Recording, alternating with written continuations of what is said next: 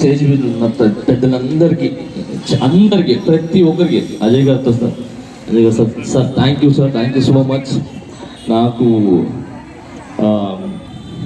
ఈ పిఠాపురంలో first of all నాకు షెడ్యూల్ వేసినప్పుడు నాకు దగ్గరుండి గైడ్ చేసి అంటే ఎంత బిజీలో ఉన్నా కూడా ఫోన్ చేయగానే ఫస్ట్ ఫోన్ ఎత్తేది అజయ్ గారు. Thank you sir, thank you so much sir.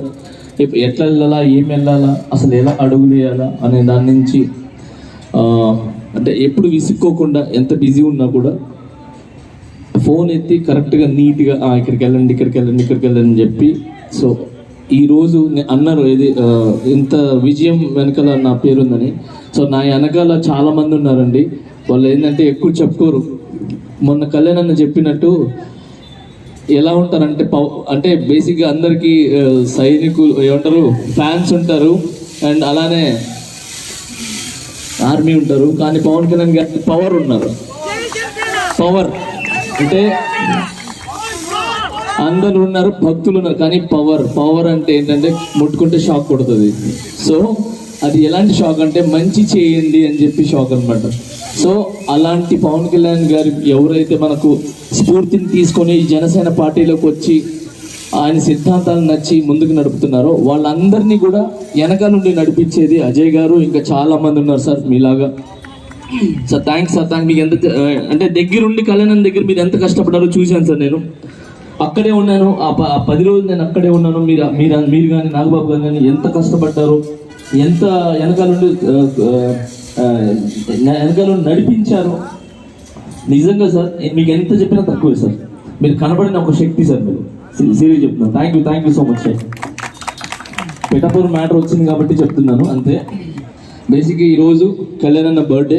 So ఆయన బర్త్డే అని అంటే మనందరి బర్త్డే, మనందరికి సంబంధించిన బర్త్డే.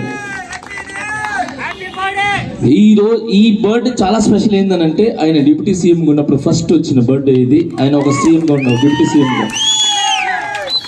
సో ఈ బర్త్డే అనేది చాలా చాలా స్పెషల్ అందరికీ. సో వేరే ప్లేసెస్లో ఎక్కడెక్కడ ఉన్నారో అన్ని ప్లేసెస్లో అందరూ చాలా సెలబ్రేషన్ చేసుకున్నాను. పొద్దున్న కూడా చెప్పాను, ఇప్పుడు చెప్తున్నాను. ఈ మాట నేను చెప్పచ్చో లేదో తెలీదు. కళ్యాణ్ అన్న బర్త్డే హ్యాపీగా జరిగింది, అంత జరిగింది. కానీ ఇలానే కళ్యాణ్ అన్న ఆయన ఎంత బర్త్డే సెలబ్రేషన్స్ ఉన్నా కూడా కానీ ఆయన ఎప్పుడు ఆలోచించింది ఒకటే, 10 మంది బాగుండాలని చెప్పి. సో ఈరోజు ఒక్కొక్క ప్లేస్లో వరదలు వచ్చి ఇబ్బంది పడుతున్నారు. ఆ ఇబ్బంది పడే ప్లేస్లో వాళ్ళ గురించి ఆలోచించి ఆయన ఎక్కువ సెలబ్రేషన్ చేసుకోలేదు. అది కళ్యాణ్ అన్న అంటే అందరి గురించి ఆలోచించారు. నిన్న బాలకృష్ణ గారి బర్త్డే 50 సంవత్సరాలది ఇండస్ట్రీ సెలబ్రేషన్ చేసుకుంది. అక్కడ కళ్యాణ్ అన్న ఆయన చంద్రబాబు నాయుడు రావాలి, కానీ అంతా ఓకే అక్కడికి రాకుండా ఆగిపోయినారు.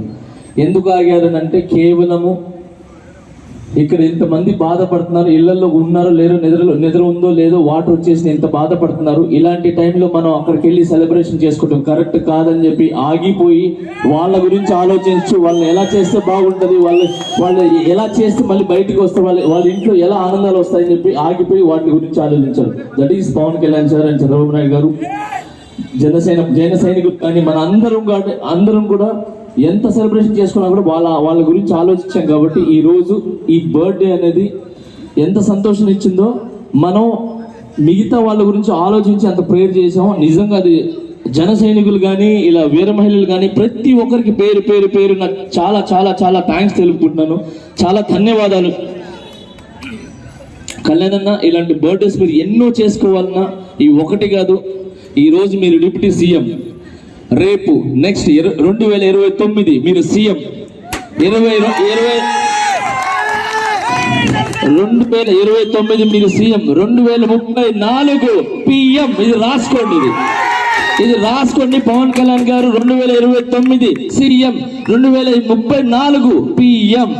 జై జనసేన, జై థ్యాంక్ యూ సార్. ఓకే ఇప్పుడు